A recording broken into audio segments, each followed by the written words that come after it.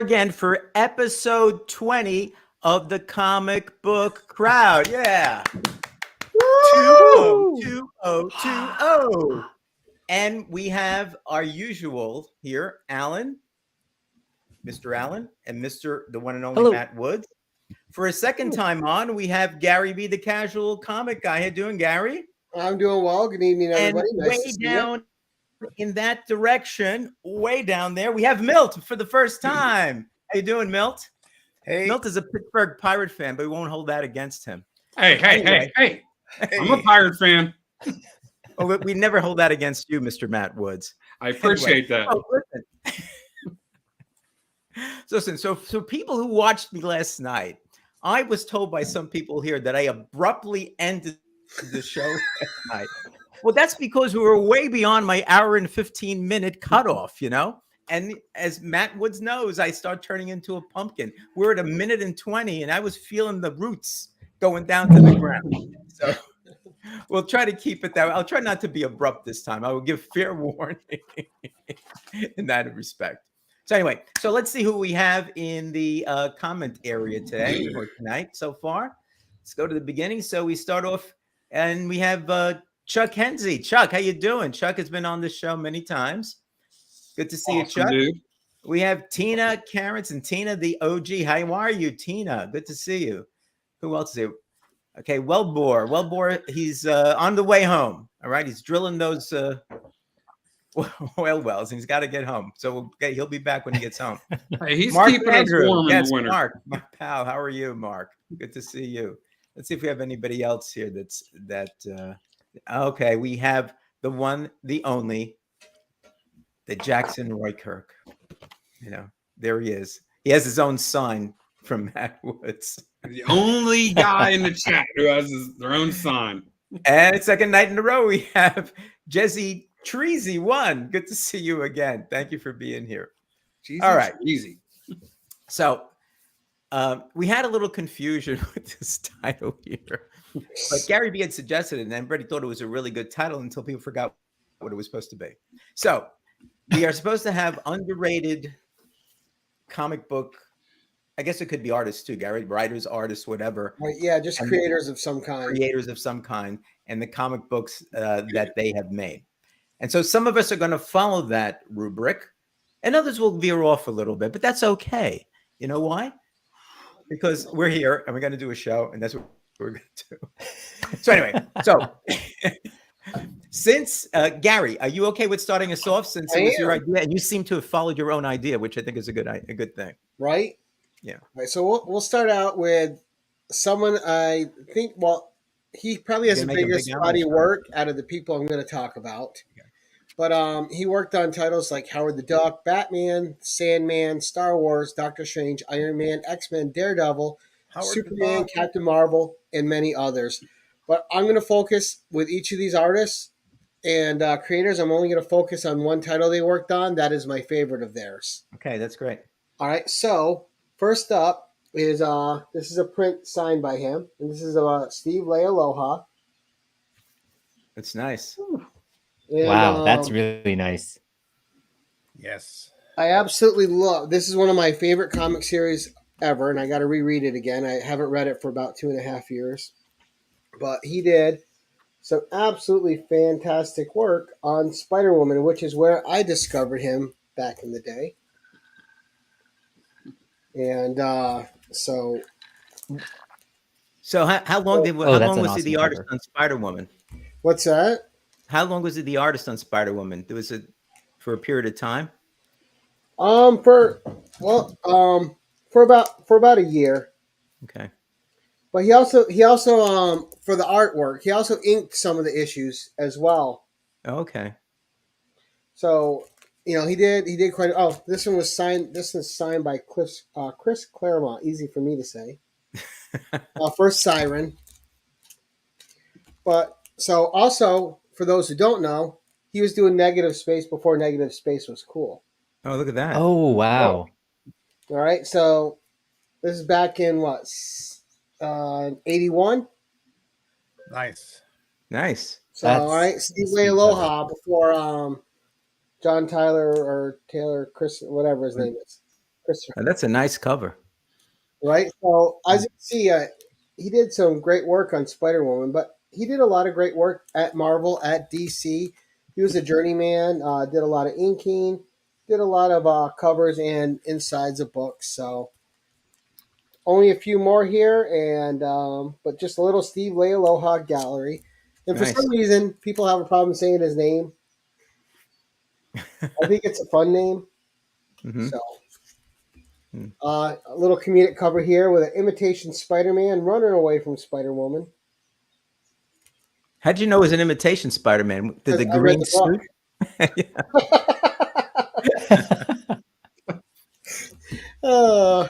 But that's my little Steve Leialoha Gallery, and one artist that has just never gotten, in my opinion, the attention he deserves for the amount of work he's done out there, for the amount of characters he's worked on at all the companies. This is a guy that should be a little higher in the known circles with some of our other old school artists, such as the John Buscema's and creators like that, and Bill Mantlo and John Romita. This guy did a lot of work, and it was all solid. So Gary, I take it he did his work basically in the 80s. He's not doing that now, is he? Is he working now at all? Well, he's still doing. This was signed last year by him at a convention. Oh, okay. Okay. So I like that style. That's awesome. And this is a gift from my comic shop to me. So LCS Rhinos, the owner was at that convention, and he saw this and picked it up for me. Just on his own merits.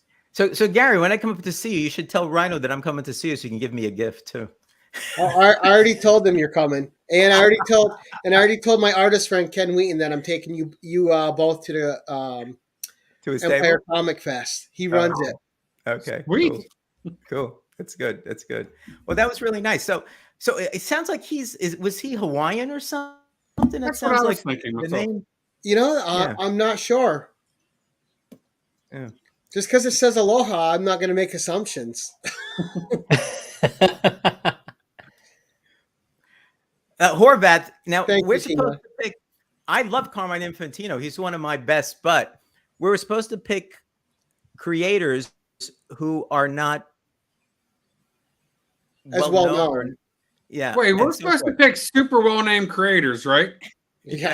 Super well-known creators. Yes. I love We're Carmine supposed to love them, but I didn't pick him because he is fairly popular and known. Right.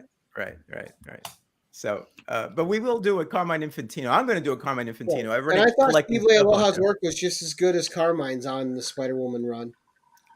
Well, I don't know. Yeah, I know.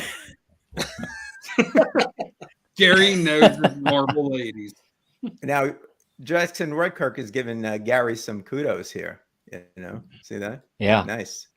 Whoa. Something he would never do for Matt. Jackson. Jackson's not a real person, right? He's a pod person. He's a what?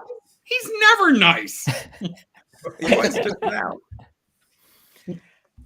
All right. So who wants to go next? Anybody? Milt? All right. No, Milt, we're going to put you, we're going to make you big, and you can tell us what it is that you're doing. Okay. Go right ahead. Well, I kind of misunderstood exactly what I did was I took comics that I had a big affinity for that had fantastic artists and writers that nobody really ever heard of before or after they did the books. Well, that works. So that works. One of my big comic companies that I really enjoyed back in the 80s was a company called Adventure Comics. And their first book they put out was called The Adventurers. And they had the same cover artists throughout all three series that they did. And they had the same, that was Peter Howe. He was, the art is great. I'm going to show it in a second. They had the same interior artist, Kent Burrows, and he had the same writer for all three series. That was Scott Benke. I don't know if anybody has heard of them since then. Benke sounds familiar to me. Well, the writing was very good. And this first series was basically a fantasy series. Matt, I think you would have liked this. It's in the vein of Conan without Conan. And I am the only Conan fan in this panel. I said it's worth your salt. Right. Here's the first issue. Wow, that's nice. That's an The epic art's cover. pretty good. And That's really on cool. the first appearance of Elf Warrior was in this book, and that's Elf Warrior right there on the back. Ah, But Elf Warrior, huh? Nice. same one. Okay. Gary B is a big Conan fan also, Milt. So right now he's figuring out how he can get his hands on those books. I could tell. I already wrote them down, Joe. I already Yeah, wrote he them wrote 'em down. down. You just Check opened out. up a big rabbit hole for Gary B. Okay. Well, here's issue number 2. Yeah, move it over a little bit. That's it. Now move it back a little bit towards you. Perfect, right there. And then That's great number- art. number 3. That is some great art in that. That is nice. It is And I really love the nice. obscure companies. I don't know how it's looking on the TV, but here's 3. And this Nice. company What was year called did these come out? Adventure. I'm sorry. What's Go that ahead, again? Matt. What year did these come out? 1986. Okay. And it's Adventure is the name of the company. The company is called Adventure Comics, and this name of this book is called The Adventurers. Right, I got that. Wow. And then there's Never heard of issue number 4. Oh, I like that one. that's cool. This Yeah. Peter Howe, he was really good. And then let me see here. Here's number 5. These covers are they're like oil. Number kind of covers. 6. painted? That's awesome. They're like painted covers. Yes. It's a lot in the vein of like Earl Norham and Vallejo and stuff, where it's all painted work. Yes. Here's number 7. And number 8. Wow, these covers are. Now, amazing. how long were these series? Did these series last, Milt? The first series was 10 issues. Well, actually 11, 0 through 10. And there's 9 and 10. And you had to read all 10 to get the whole story. But then Okay. I guess it sold well enough that they came out with book 2. Book 2 was only 7, but here's the same people did the same That's thing. beautiful. It's beautiful. And this is my personal favorite right here.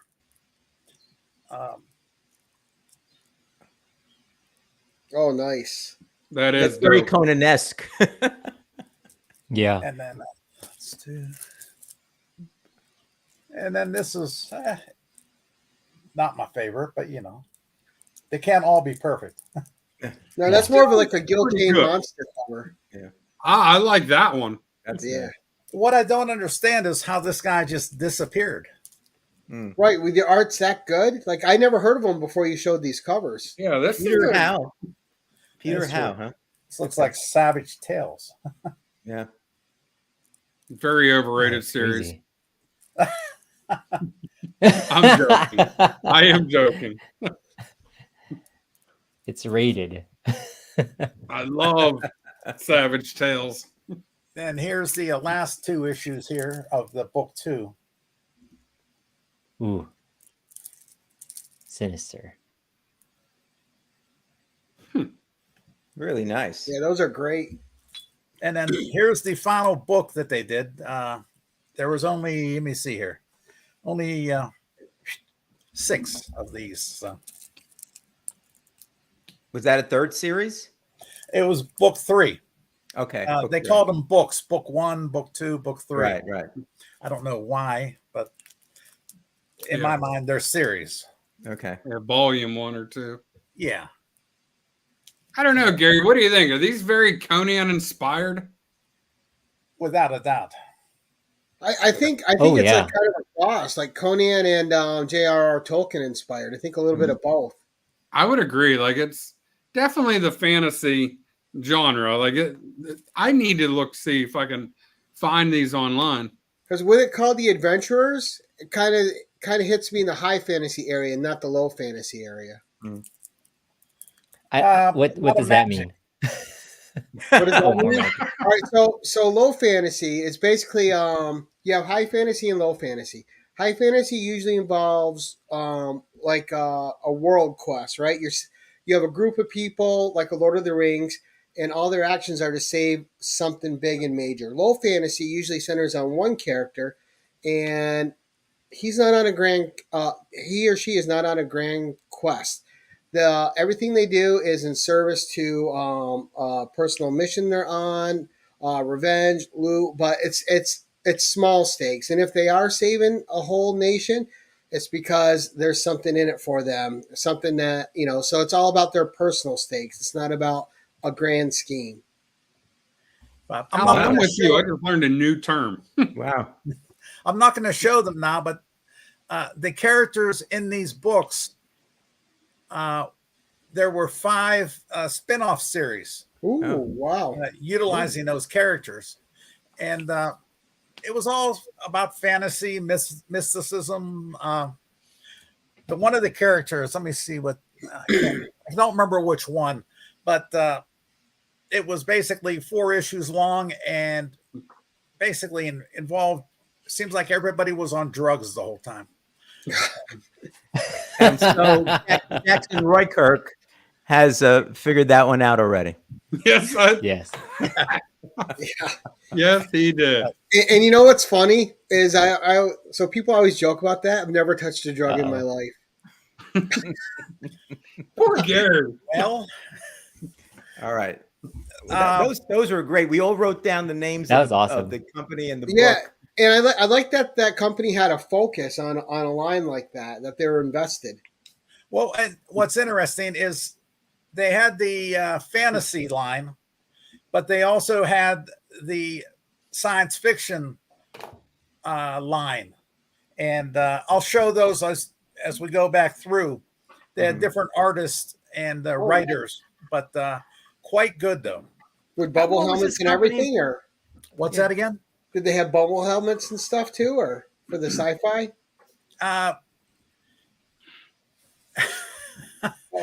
It was sci-fi that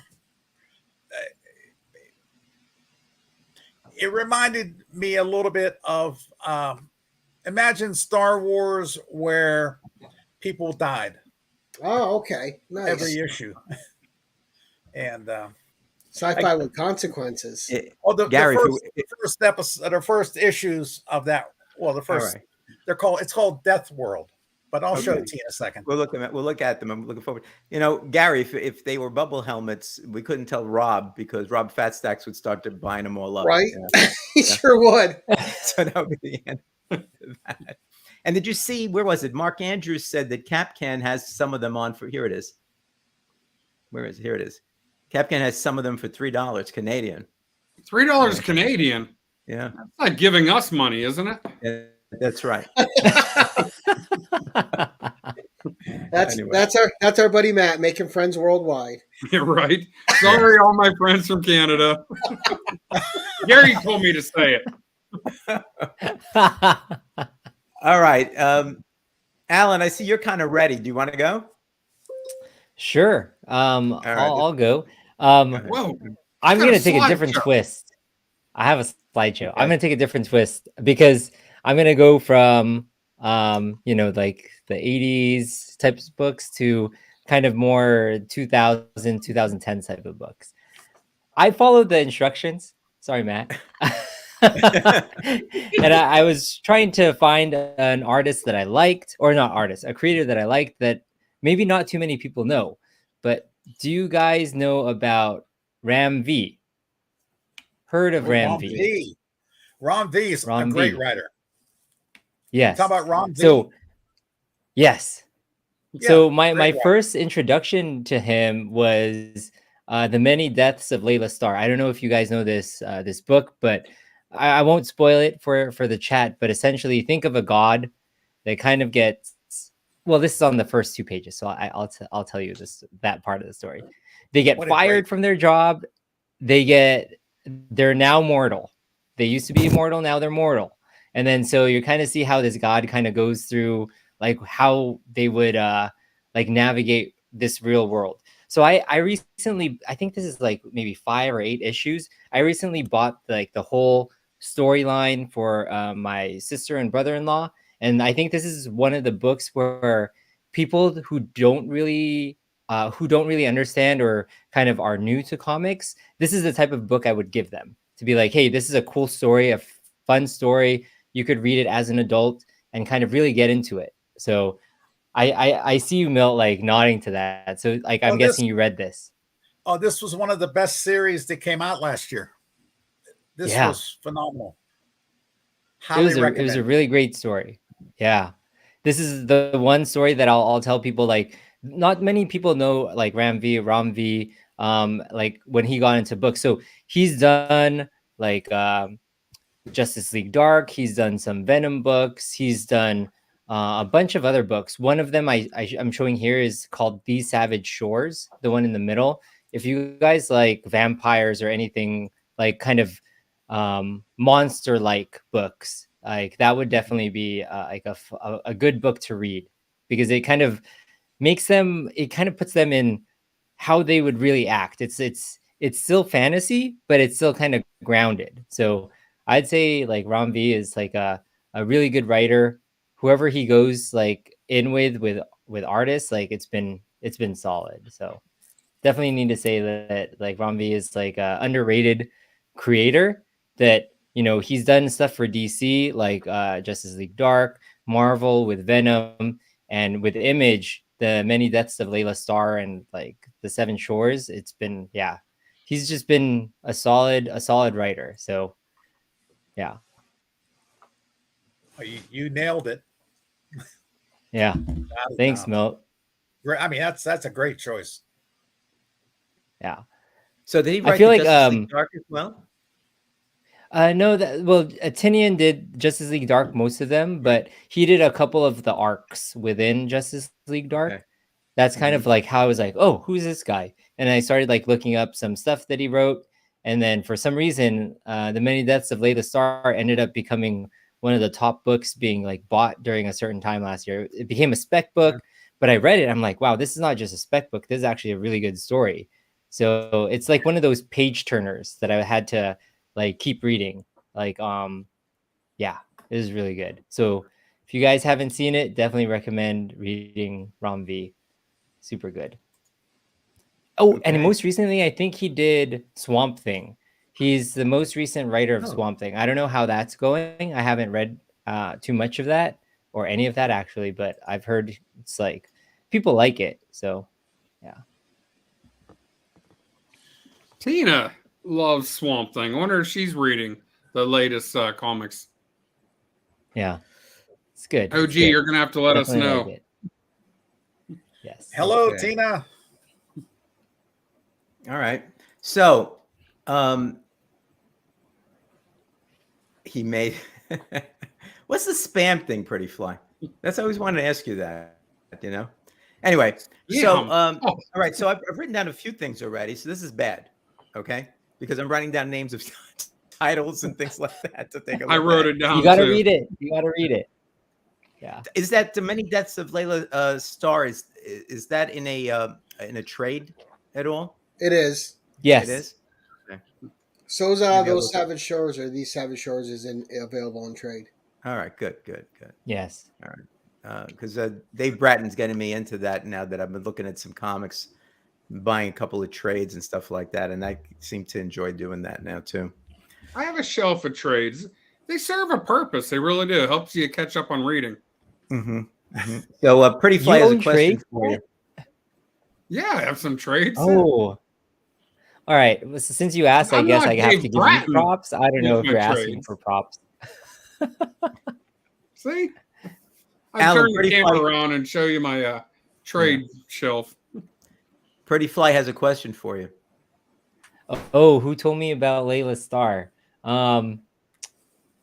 Is he fishing for like me telling people that it was him? Was it? No, I think yeah, it was just like one of those. I think I watched one of those spec channels about like certain books, and I picked it up just thinking it was like, oh, this is a spec book. But I read it, I was like, oh wow, this is a really good book. So then I started picking up the rest of them. Jackson Roykirk wants me to turn the camera around. Hey, I just rage unsub Jackson Roykirk's channel. Okay, I'm done with him. I might sub him back up, but it won't be till tomorrow. All right. So, Matt, do you want to do something, or what do you want to do? It's a Pope Catholic. Come on, Joe. Of course I want to talk. Okay. I'm just afraid because that might take up the rest of the half an hour. No. That's what I do. I talk and I don't stop. But all right, I actually have 3 creators that I want to hit because what was the subject? It was the most famous creators you could think of, right? All right. Well, I want to talk about something the one like I that. always talk about, Doug Bratton with Isolation. Okay, I just picked up the manuscript, and I'm going to do a shameless plug here on ReggieCollects.com. It's It's not the manuscript. He's wrong again. I always have to correct him on my videos. It's chapter 1 of the book. Brother, it says Isolation manuscript. That's what it is. Because I have one too. Yeah. Awesome thing. But anyhow, that's just kind of a joke. The real creator that I want to talk about, one who changed the world, none other than Hugh Hefner. Yeah. Oh, wait. Time out. Wrong show. That's a different YouTube channel. But no, I really did mess up. I thought it was like your favorite creator or something like that. But I do want to highlight a little bit of John Buscema. Why? I like John Buscema, okay? And you know what? I did know what the title was, but the truth is, John Buscema passed away, I think, a little over 20 years ago. A lot of the new readers, a lot of new collectors, they're not as familiar with John Buscema as some of us, old heads are. And I'm counting myself in that category. So I did want to highlight a little bit of John Buscema because I thought, honestly, there's Jack Kirby, there's John Buscema, and there's a bunch of other names that are thrown in there. But I think those 2 are, in my humble opinion, and it's humble, are 2 of the top. But there's something, and I got to get the glare out, but there's just something about him doing lines. And right here, he has Submariner, a very famous cover. And another one of I'll get to this cover later, but, he did a lot of work on the Silver Surfer books. There's a classic Surfer Spider-Man cover. One of and I have a handful of books that I consider my favorite cover of all time, but this is definitely on that short list.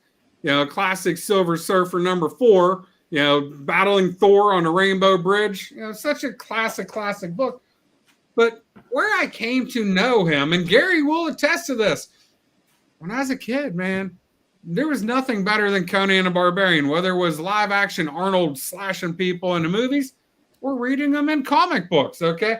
And then I eventually got into the Robert E. Howard, but I do kind of like, the old Conan the Barbarian, John Buscema covers right here. And then I talked about line work. You got this, on it. That cover is sweet. I love that one. This is just such a sweet cover. This is issue 105.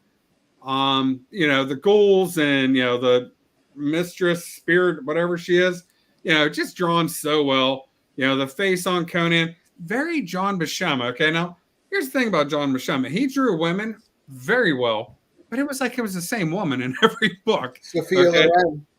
What's that? It was Sophia Loren. He modeled a lot of their faces after her. And that's who his woman was, yes. But I also wanted to highlight something. He could also paint covers, okay? Jackson Roykirk, this is for you, brother. John Buscema could also paint covers, okay?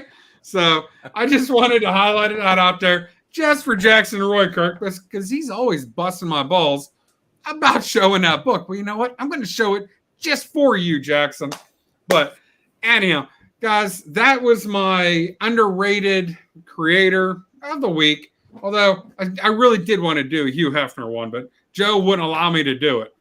Although I do agree with you, Matt. I mean, he is, for us, he's not underrated, right? Because we grew up with him. But you're spot on with the assessment that the people today don't really know John Buscema as well as they should. Yeah. Yeah, I mean, times to move on, and he was a giant back in the day, but the world keeps spinning whether we're here or not. So, who was John Buscema again? No, co-creator of Sheep. I think he's just underrated. He's definitely underrated. Very underrated. Yeah, hold on a second. I got to check something here.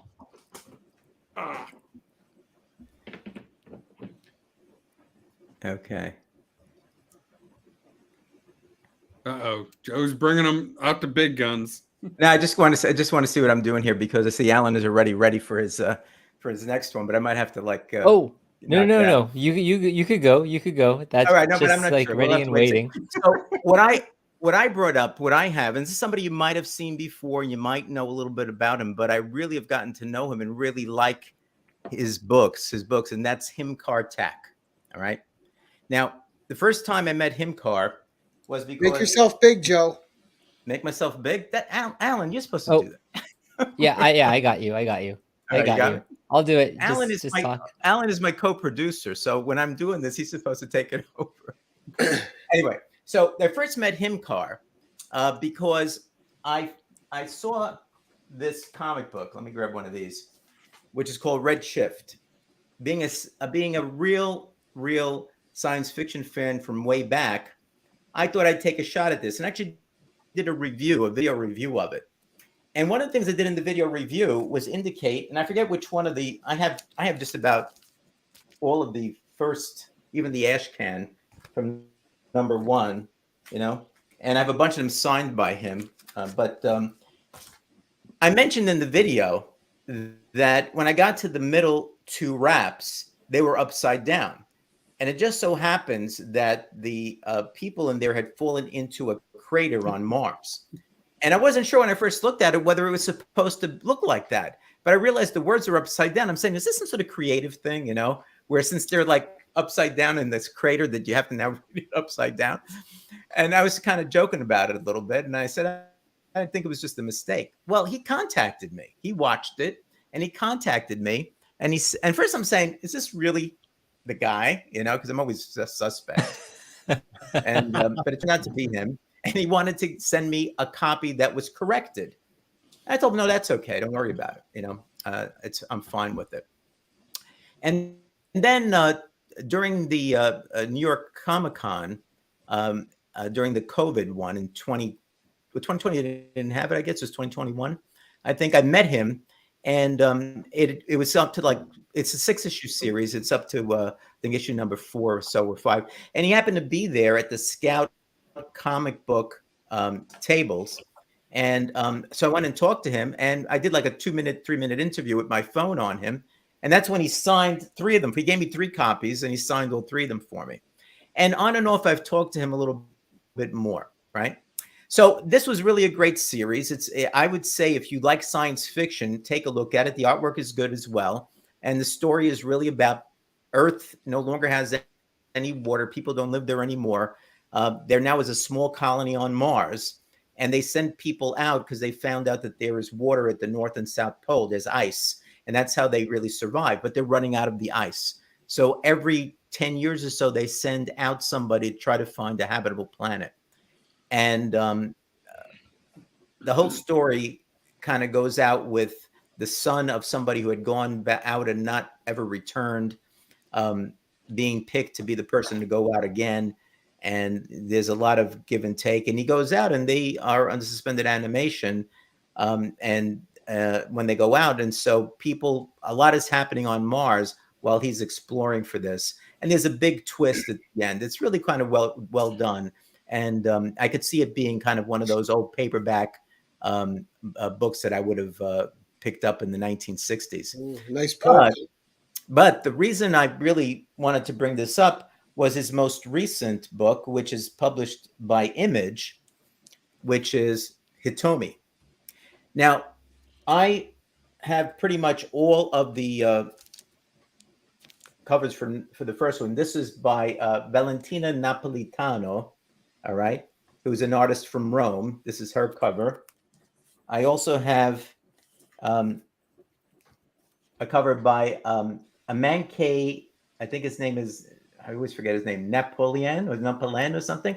He actually worked, Alan, I think he worked on Justice League Dark as well, this artist. Yeah, that's awesome. Yeah. And this is actually pretty expensive now. I just picked it up. It's a Bird City Comics.com short box variant. It's in there. So Nintendo. Cool. Trish Forster, I think her name is. I might be getting these names wrong. And the really nice one, I have a couple of copies that I bought of this, and I might get her. I might see if she's going to be at New York Comic Con this year. I might get her to sign it for me. This is a Peach Momoko cover. Nice. And I have a whole. One of the better Peach Momoko covers. What's that? I mean, Peach Momoko is very hit or miss for me. Okay, some stuff she does, I'm like, dang, that's really nice. And there are things I'm just thinking it looks the same as everything else. That is an exceptional Peach Momoko cover. It's really, really nice. I agree. So, just to kind of hit on the story, plus the interior art is by Isabella. Let me get the name right. Isabella Mazzanti. And last year at the New York Comic Con, I met both of them. Himkar was there, and then I met Isabella, and we actually sat down and we had a nice little talk. And he says, "Why don't you do an interview for your video?" I said, "I don't have anything to do it with, you know." But anyway, and I found out more about them. And Isabella, that's what I was going to bring up now. But let me try to bring up some of the artwork that I have here. But what I did was, maybe I could just show it here. I did pick up the trade as well. So there is a trade in there. And Isabella has this really nice style, which her lines are very and the colors are just very soft. And the thing about it is you've got this young girl whose family was killed by a samurai. All right. And she goes out. She's the only one that survived. She goes out. She wants to become a samurai herself so that she can get revenge for her family. And there is an historical figure. I want to get this right because I'm not that good with some of this Japanese history that's here. But the historical figure is, I think it's pronounced Yasuke. There have been stories about him and movies about him. He was a black man, probably from Mozambique, that went over to Japan with some missionaries at one time. It's not known whether he was just a servant or a slave or whatever else, but he was the first black man to actually become a samurai. And so he actually existed back in the late 1500s. So this story is more kind of a historical fiction. So this girl meets up with Yasuke, who trains her. She's a little bit of a hothead, you know, and there's a big story towards the end as to how she ends up really doing some stuff that gets her into a lot of trouble. And there's kind of a playback with Yasuke as well. It's so really well done in terms of a story that I've got a little surprise to tell you about it. But I wanted to talk a little bit about Isabella's stuff. She actually studied for a year in Japan. So, and she runs an art school in Rome. All right. Oh, wow. And so I'm hoping to be able to go to Italy next year. And if I do, I'm going to find out where her art school is and see if I could stop by and see it. But if you take a look at her style here, and I'll try to do it this way, you can see it's kind of linear, you know, kind of nice. It's linear in that respect. But look at the colors and the way she does, the way that things are done by the colorists. I mean, it's very simple, but if you look at it, it looks a little bit like some of the Japanese artwork that you may have seen otherwise, you know, like at this page here. I really just like this kind of splash page right here. I mean, it's just really beautiful. And That's the thing really is, cool. it's really, the fact is, it's really kind of a violent story, but it's such a nice, quiet type of artwork, just like some of the silk artwork that you see there. It's almost soft. Yes, it is soft, I would say. The other artist that has done some stuff with that, Valentina Napolitano, she actually is a graduate of Massanti's school in Rome. It's called the Idea Academy. All right. And I went on there. I said, and they have courses in Italian and in English. I said, oh, let me see what one of these courses are. They're friggin' expensive. Let me tell you. And you can take them online if you want. But I said, holy shit, I'm not taking this. But she graduated in the Chinese language and culture and lived in China for a year. Not Japan. I said Japan. She lived in China for a year. So she has a sense for some of the Asian culture that's there as well. So the story is a great story. And the artwork in there, I think, is really great. Some of the other covers, just to take a look at some of the other covers that are here before I hit it on there, before I let it go. And I like that Peach Momoko cover. But some of these, just taking a look at the artwork and remembering that, where it comes from and the culture that's there. Oh, now, I want cool. to know, does this look even familiar, this type of cover? Oh. A little bit like an isolation. Seen that before. Isolation. Right? Yes. That or Wolverine, right? The reflection in there, right? Yeah. This one here, this is really kind of like immense. Right. And here. So the artwork is terrific. Cool. I think the writing is really good. And here's the kicker. I have it on a very good source, though I can't mention what the source is, that the Russo brothers are thinking of optioning this story and doing a movie or a TV show on it. So I think I'm really hopeful for him, Carr, because I think his wife would like to have him to be successful potentially. But those, I think he's got a good mind. He writes really well. He's linked on with some really good artists through Image and through these people in Italy. And so I hopefully this will succeed for him. So I don't know how many people know of him. He's been on, I know Reggie knows of him. I think he might have been on Reggie's. I don't know, but I know he was on my channel a couple of times. He's been on some others because I searched for him there.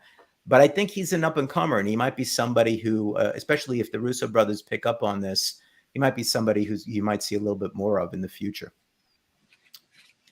So that's my guy. I really like those couple pages that you opened up. Like there was minimal text, but like you could tell a lot from the art. It was like those are awesome pages you chose. And I forgot, that is really a good point. It was on my notes, but there's only so much I could remember, right?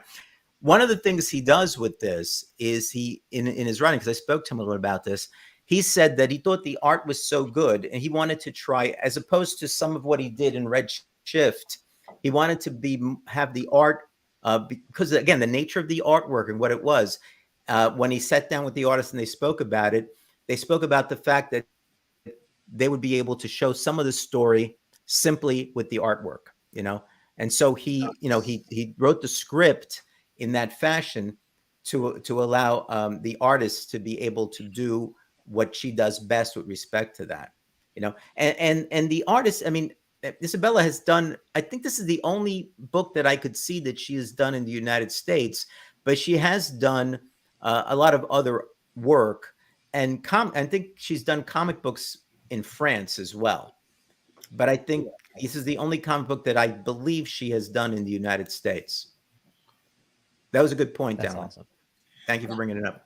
I think Ablaze has been reprinting a lot of the French comics. Not a lot, but some of the French comic books. And for some reason, that name seems familiar. Well, it was funny because when we were talking, I was there and I was talking to both of them. So as we were walking over there, I started talking to her in Italian a little bit, and she was getting a little bit more intense in Italian than I was able to complete.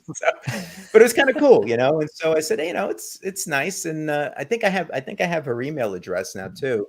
So if I do go there and we go to Rome, I'm going to say, hey, where's your school in Rome? I'd like to stop by and just say hello. I think it'd be kind of cool to do that. Oh yeah, that would be awesome. All right, so that's mine. I think, and Jackson Roykirk had said to me, he had a comment there saying, Joe, you have to be more clear on your on the topics when you were up there, Matt.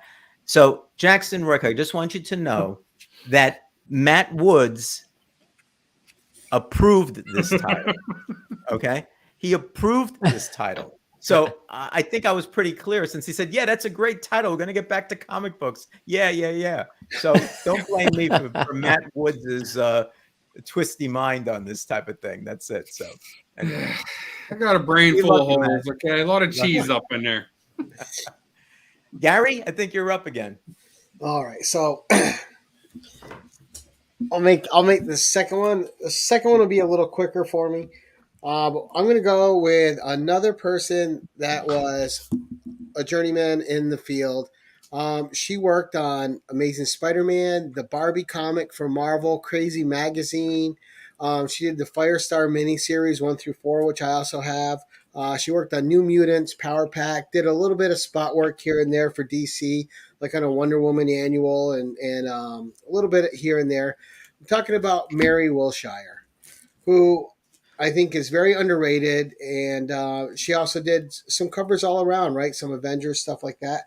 But the series where I discovered her was on the 3rd volume of Red Sonja, which is an underrated volume of this title. Oh, look at that. Yeah. So she did great work on Red Sonja. Also did a lot of the interiors, and her artwork was just solid. And this was when Red Sonja had the blue outfit. Is this the 80s, Gary? Yes. This is I think I want to say mid 80s. Yeah, because the artwork looks that way, Yeah. Yeah. But yeah, this was they had a 2-issue miniseries out where John Buscema did the first cover before this series. And before that, they also had the movie adaptation. So this is probably around 85, 86, I'm guessing. I think it came out right after the movie. But, I mean, she drew a great Red Sonja, had the fierceness in there, definitely looked like a warrior. She was great with conveying action. And then you get this nice full face shot at the end here. Yeah. But Mary Wilshire was a fantastic artist, did a lot of work everywhere, and I think one of the unsung heroes from back in the day were, dependable. The art was solid. You didn't get a weak issue out of her. She put her all in everything she did, and just a great creator. And that's it for that round for me. Okay. Fantastic. All right. That was awesome. Milt, you want to go? Okay, here's some of the sci-fi books that Adventure Comics did. Sci-fi. Yeah, this series is called Death World, and it was based upon a guy named Harry Harrison wrote a series of novels. Yeah, I know Harry Harrison. Yeah. Okay, and this was based on those novels. So the cover art was done by Del Barris, and the interior work was done by Marcelo Campos. Mm-hmm.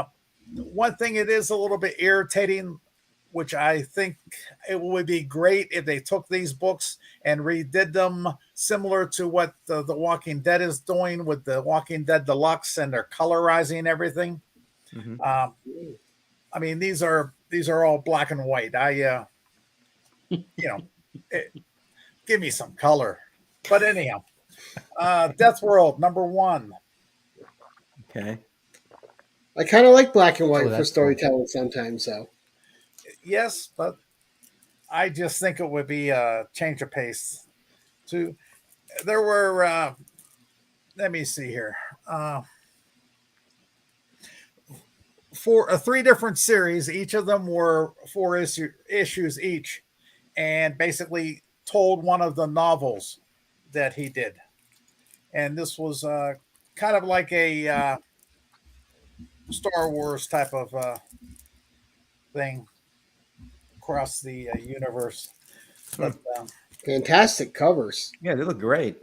Oh, I like Ooh, that look one. at that one. yes, Yeah, that's great. Oh, Nice. Yeah, that's cool. something about holding heads. I don't know what that is. Everybody's at the Holden Heads. And this is So that's Harry Harrison's Death World. Here's another one I'm writing down.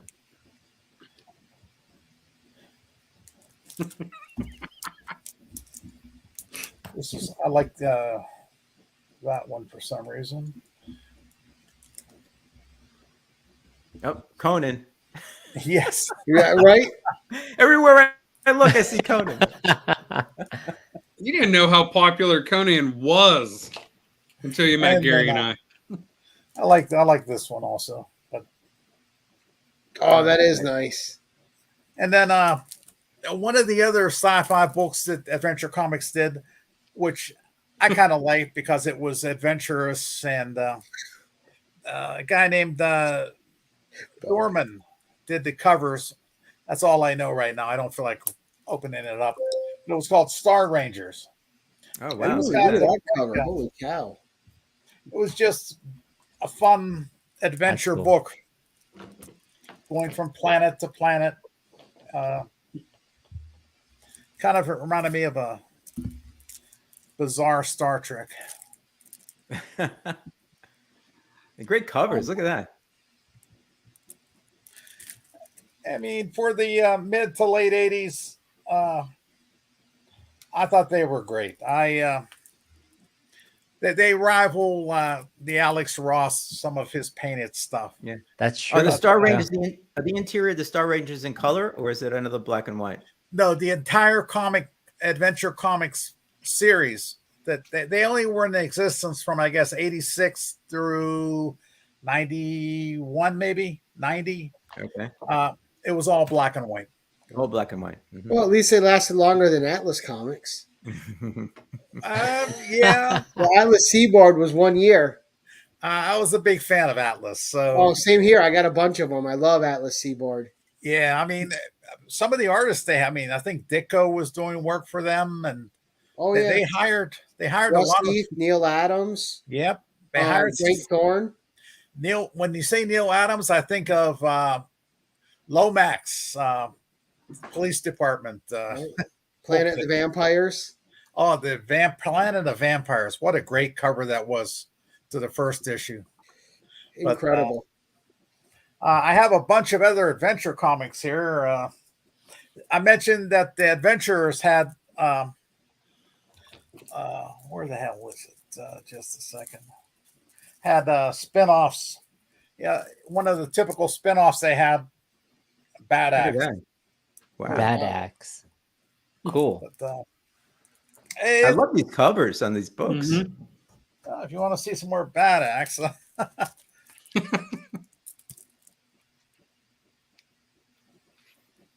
These are awesome covers.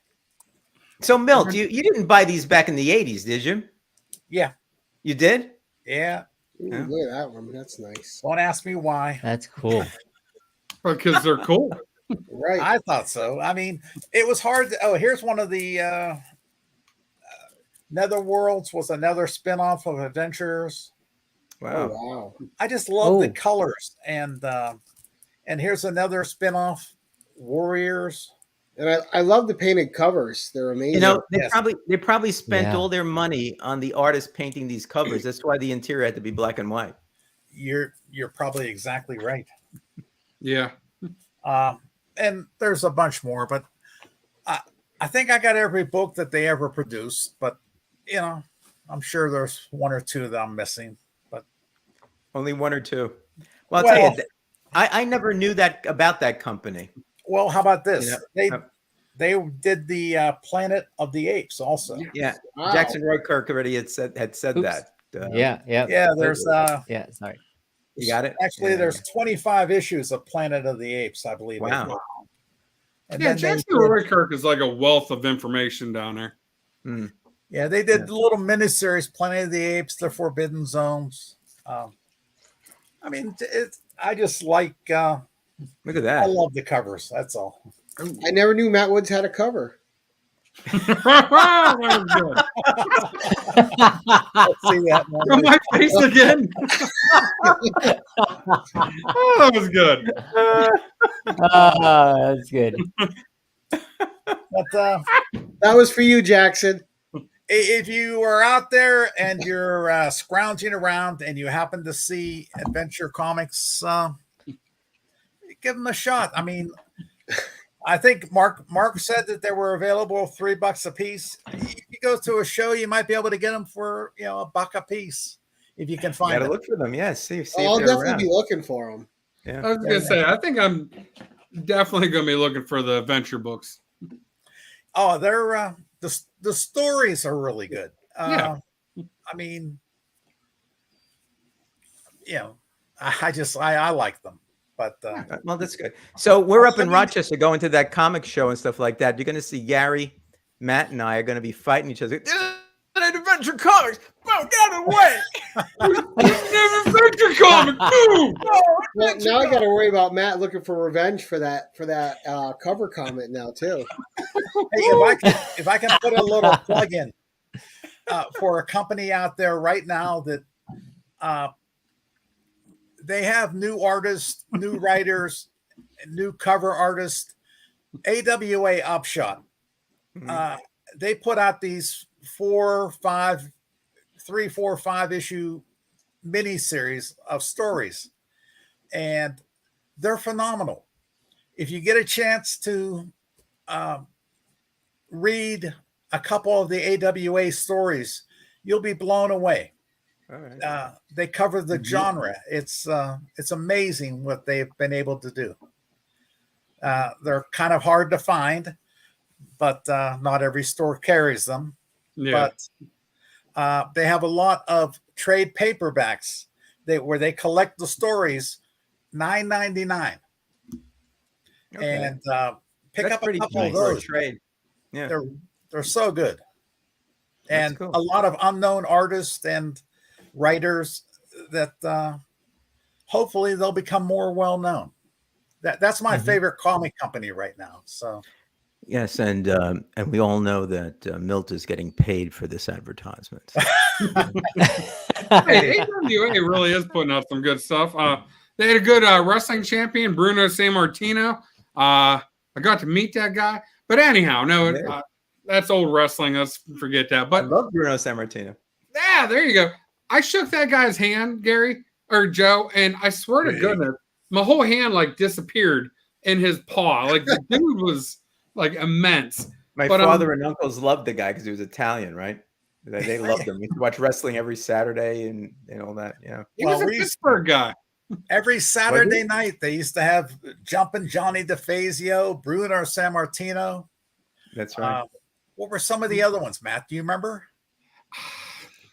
You know, I'd have to think. I mean, it's just not off the top of my head right now. But Chili Bill Cardille was the host of the show, and it was always good shows. But AWA, the comic book, they're really putting out some good stuff. Milt and I were actually talking about them on Instagram today, and like Erratic is just such a fun character, and there's so many other like really cool parts of that I hope AWA ends up taking off. And I hope it's not just an afterthought that, you know, somebody 30 years from now will just wonder whatever happened to them. Because the storytelling is so spectacular right now. Right. Good. All right, Alan. All right. I'm going to do mine, but remember, after me, remember, we have 10 people. So just in case. So should we do it with 10 people? I need to share this. Do you guys watch Westworld? I've never seen it. I've heard of it. It's a fantastic show. We've seen the movie, but I haven't watched the show. I've watched the Yul Brynner movie, but the Yul Brynner movie. Yes. That Yul Brynner movie was the best. Do you guys like Captain America and the Winter Soldier? No. Okay. All right. Sure, well, the comic The Winter Soldier, I gotta say, Ed Brubaker. For those, I would say he's an underrated creator.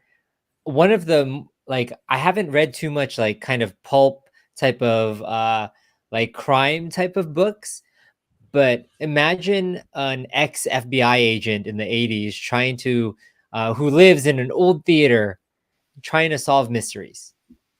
That's basically Reckless. So once I read Reckless, I wasn't too into like detective type of books, but the way Ed Brubaker like kind of had this book, I was like, I need to keep reading it. I was like paging through it. This was one of those recommendations from another comic book guy, John's Comics with Kids. So but he recommended this. I picked it up. I had no idea who Ed Brubaker was, but once I did, I was like, wow, this is a really good detective type of book, and I don't really read too many detective type of books. So, gotta say, if you guys like detective mystery type of stuff, Ed Brubaker, Reckless, that's the type of book that you'd want to read. So that's my Is it spot. a comic or a book? It's a comic. Yeah, it's a comic book. Pick up like maybe the first one or two. Just take a read. If you like mystery and detective type novels, pulp fiction type stuff, this is going to be your type of book. So he takes like Who puts it out? What was that? I Who think puts it out? I think it is Image, but I need to It's Image. Yes, it's Image. So definitely check this out. This is my recommendation for underrated artists. So that's my 1 minute spiel, Joe. Excellent. Okay, since we have 10 people here and you've made it to the 1 hour mark, you 10, and if you've won one of these already, you don't have to participate necessarily, or I'll give you comic books instead. But I have another comic book crowd mug I want to give away. So last time we had a problem with the giveaways tool. So let me see if I can bring it up this time and if it works better this time around. All right. So let's see if I can get this going here. All right. Let's see if it comes up. All right. Let's see. All right. There it is. All right. So comics by our favorite underrated creators. There's the title. So what should be the hashtag, guys? Matt Woods is awesome. No, Hashtag underdogs. You know what? I like Gary's. What was Gary's? Hashtag underdog. Okay, underdog. Singular, Oh, guys. yes. Singular. Yeah, I used singular. to love the Underdog. underdog cartoons. Oh, remember those? Yeah, they were great. All Yeah, right. I did So too. let's do hashtag underdog. Not underrated, but Jackson, underdog. Roy Kirk, you got to fix your thing. You put underrated. Come It's not on, underrated. Jackson. And I see, hey, Dave, good to see There you you. go. Now, Dave is a friend of mine from Naples, but he lives Hey, in Dave. New Jersey now. Hey, Dave. So I just wanted to acknowledge him since he's here. All right. We like all Daves.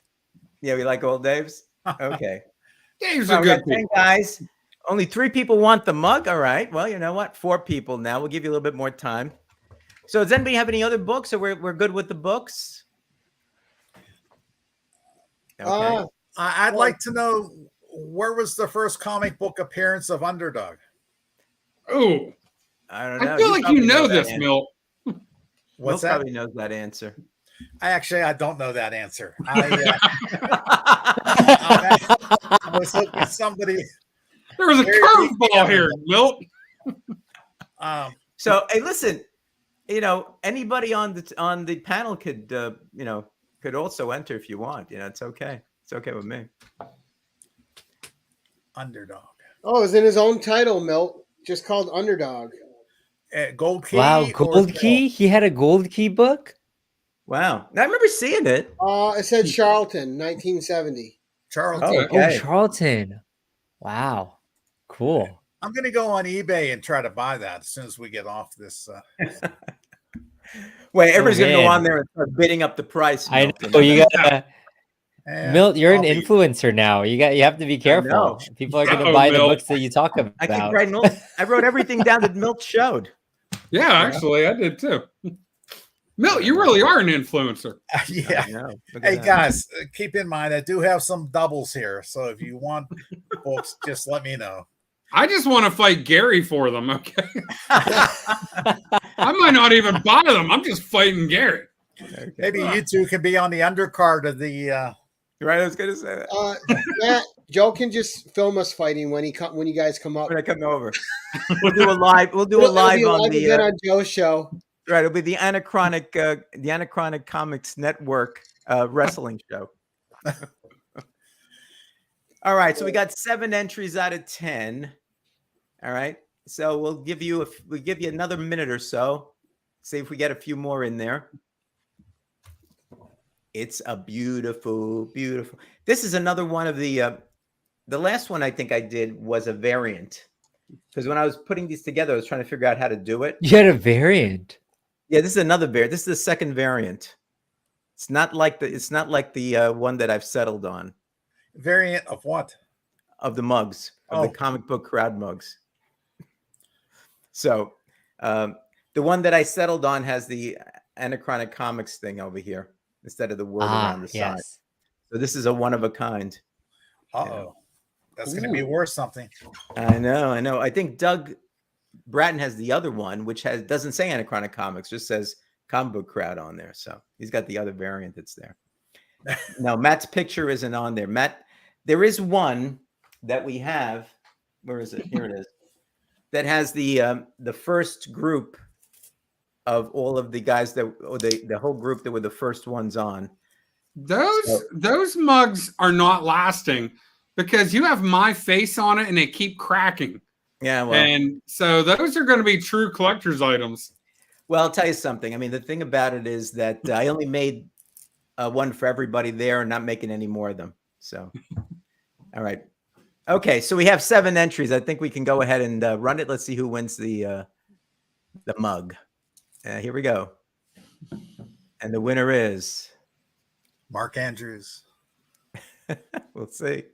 Games are going slow. Right. Matt Woods. Oh no! No way. Matt. Rigged. What is this?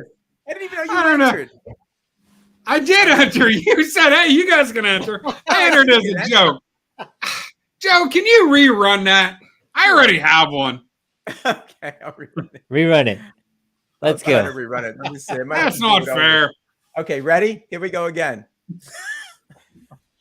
I hope Matt doesn't win again. Yeah, right.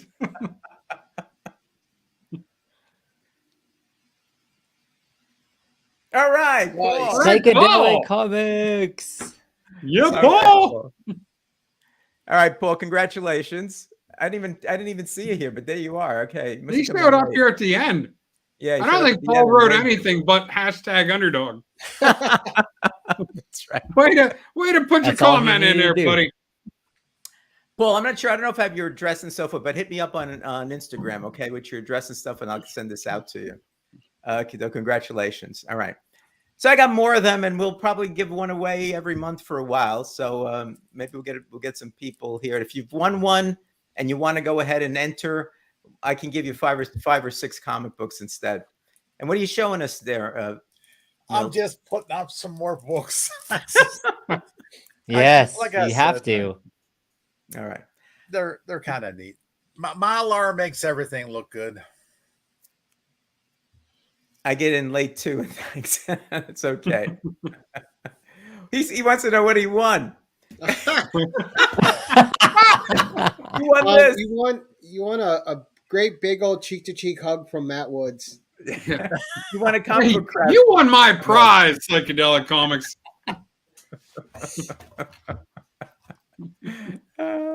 Yeah, that's right. Every time I have to send one, not only Mark, does it cost a ton of money, and I have to fill out all these forms to send something to Canada, but it takes like a month for it to get there, which I never understood why that is. It'd But, be quicker to drive it there. I think so. All right, guys. So we're at 1 minute and 8. We're at an hour and 8 minutes, turning into 9 minutes. So I really like you guys because you're keeping it into that 1 minute and 1 hour and 15 minute category. But I think this was pretty good. I mean, I learned a lot. Having Milt on was amazing. Even Gary, a lot of stuff I didn't know about. Alan had some good ones too. Matt Woods, whatever. It was But not Matt my brings best night. Okay, I apologize.